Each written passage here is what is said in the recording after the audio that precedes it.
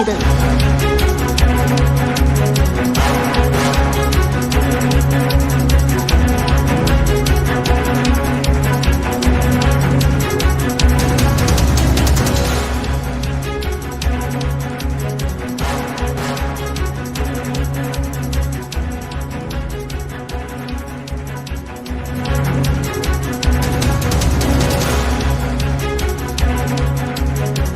அண்மை செய்தியை பார்த்துக் கொண்டிருக்கிறோம். வங்கக்கடலில் ஃபெங்கல் புயல் உருவாகி இருக்கிறது.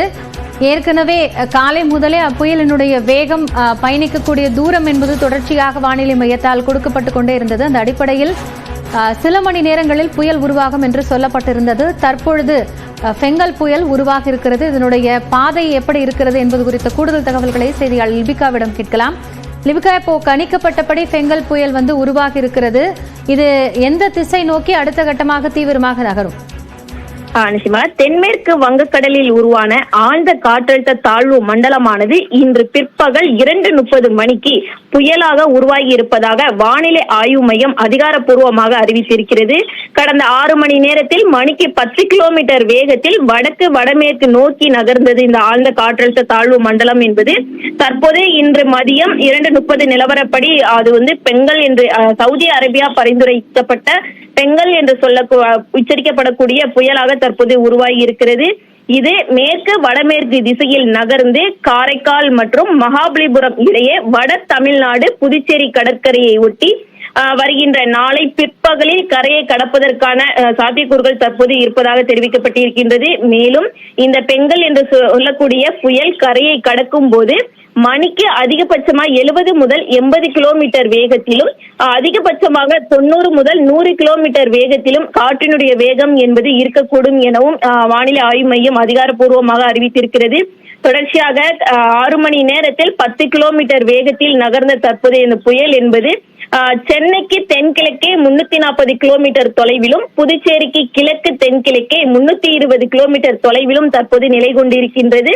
இந்த புயலானது மேலும் தீவிரமெடுத்து நாளை கரையை கடக்கும் என அதிகாரப்பூர்வமாக அறிவித்திருக்கிறார்கள். மைத்ரி, லிபிகா, இப்போ நாளை தினம் சில 7 மாவட்டங்களுக்கு ரெட் அலர்ட் அப்படிங்கிறது விடுக்கப்பட்டிருக்கிறது. இப்போ இந்த புயலினுடைய பாதை அப்படிங்கிறது கடலோர மாவட்டங்களை ஒட்டி இருக்கக்கூடும் சொல்லப்பட்டிருக்கு.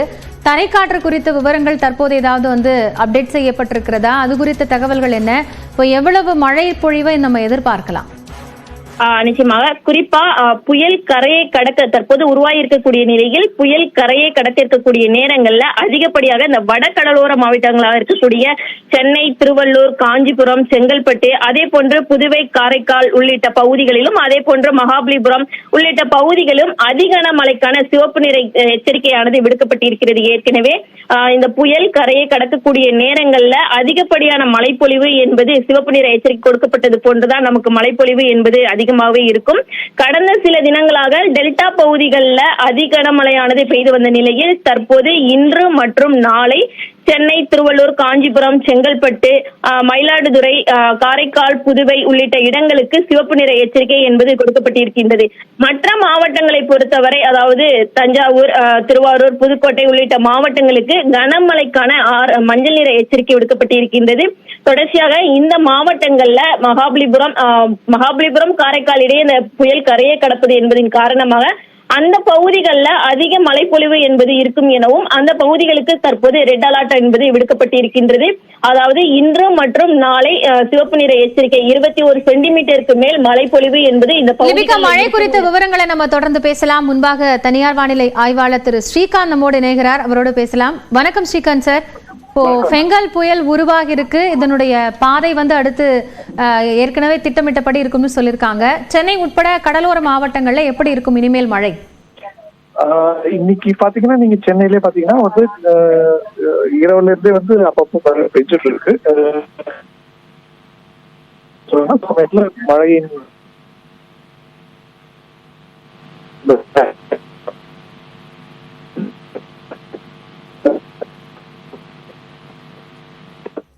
வங்கக்கடலில் உருவாகியிருந்த ஆழ்ந்த காற்றழுத்த தாழ்வு மண்டலம் ஃபெங்கல் புயலாக சரியாக இன்று பிற்பகல் 2:30 மணிக்கு உருவாகியிருப்பதாக வானிலை ஆய்வு மையம் தெரிவித்திருக்கிறது. இது சென்னையிலிருந்து 340 கிலோமீட்டர் தென்கிழக்கில் இதனுடைய திசை என்பது தற்போது பயணிக்க தொடங்கியிருப்பதாகவும் தொடர்ந்து மேற்கு வடமேற்காக இது நகரக்கூடும் என்றும் வானிலை ஆய்வு மையம் கணித்திருக்கிறது. அது மட்டுமல்லாமல் புதுச்சேரியை அருகே, அதாவது மாமல்லபுரம் மற்றும் காரைக்கால் பகுதிக்கு இடையே இந்த புயல் கரையை கடக்கும் என்றும் தொடக்கத்தில் இந்த புயல் ஆழ்ந்த காற்றழுத்த தாழ்வு மண்டலமாக மாறி கரையை கடக்கக்கூடும் என்று எதிர்பார்க்கப்பட்டது. ஆனால் தற்போது புயலாகவே கடக்கும் என்றும் வானிலை மையம் தெளிவுபடுத்தி இருக்கிறது. தொடர்ந்து திரு ஸ்ரீகாந்த் அவர்கள் நம்மோடு இணைகிறார், அவரோடு பேசலாம்.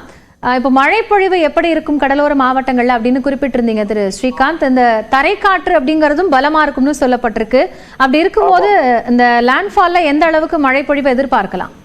அதாவது பாத்தீங்கன்னா இப்போ தரைக்காற்று புயலாக கரை கடக்கும் நிகழ்வுங்கிறதுனால எதிர்பார்ப்பதை விட சற்று அதிகமாகவே இருக்கும். மணிக்கு 70-75 கிலோமீட்டர் வரைக்கும் தரைக்காற்று வீசக்கூடும். குறிப்பிட்டு சொல்லணும்னா புதுச்சேரியிலிருந்து சென்னை வரை இருக்கக்கூடும். ஏன்னா இந்த புயலானது புதுச்சேரிக்கும் சென்னைக்கும் இடைப்பட்ட பகுதியில கரை கடப்பதற்கான வாய்ப்புகள் மிக அதிகமா இருக்கிறதுனால அதே மாதிரி மழையின் தாக்கமும் இந்த பகுதியில தான் அதிகமா இருக்கு. புயல் நடக்கும் இடத்திலிருந்து வட பகுதிகளில் மழையின் தாக்கம் அதிகமா இருக்கும். ஸோ நம்ம குறிப்பிட்டு சொல்லணும்னா செங்கல்பட்டு, விழுப்புரம், சென்னை, திருவள்ளூர், காஞ்சிபுரம், திருவண்ணாமலை இந்த மாவட்டங்கள்ல நம்ம அதிக மழையை எதிர்பார்க்கலாம்.